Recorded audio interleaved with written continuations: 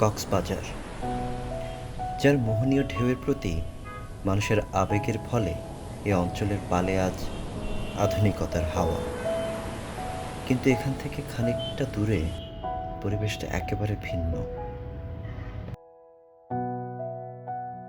এখানের গল্পে আছে কুসংস্কার আর অবহেলা পরিবারের কিশোরীদের প্রতি।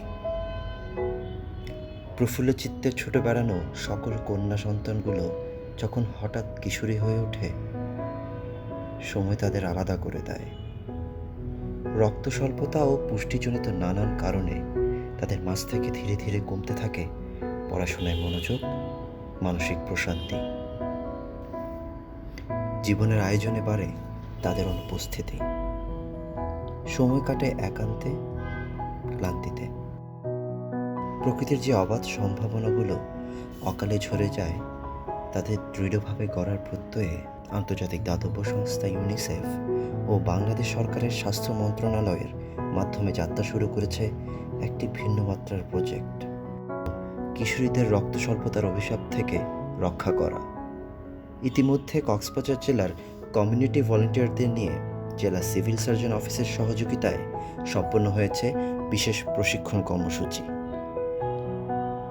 এতে করে ভলান্টিয়াররা প্রস্তুত হয়েছেন এই উদ্যোগকে মাঠ পর্যায়ে সফল করতে।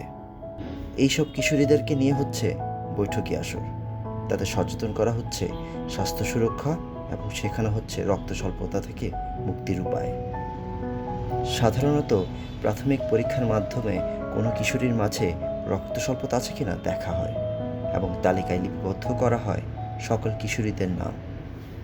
লিপিবদ্ধদের প্রদান করা হয় বিশেষভাবে ডিজাইন করা একটি পরিবেশ বান্ধব ব্যাগ, যার সাথে রয়েছে বছরের 52 সপ্তাহের হিসাবে মোট 52টি আয়রন ক্যাপসুল বা বড়ি। এই ব্যাগে প্রিন্ট করা আছে একটি বিশেষ ক্যালেন্ডার, যা সহজ রাখছে প্রতি সপ্তাহে একটি করে বড়ি সেবন করতে। এছাড়াও চলছে প্রতি 3 মাস পর পর নিয়মিত ফলো আপ। লিপিবদ্ধ এই কিশোরীদেরকে দেখে অনুপ্রাণিত হচ্ছে আরও অনেক নতুন কিশোরী।